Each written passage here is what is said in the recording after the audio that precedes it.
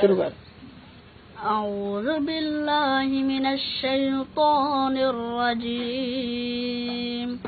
بسم الله الرحمن الرحيم يا أيها الذين آمنوا استعينوا بالصبر والصلاة إن الله مع الصابرين ولا تقولوا لمن يقتل في سبيل الله أموات بل أحياء ولكن لا تشعرون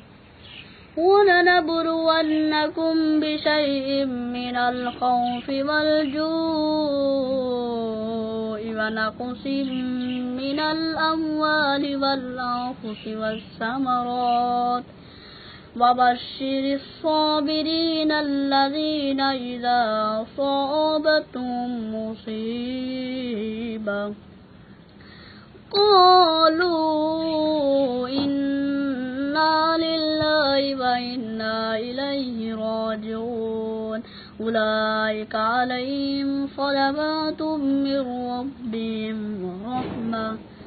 وأولئك هم المهتدون صدق الله العظيم.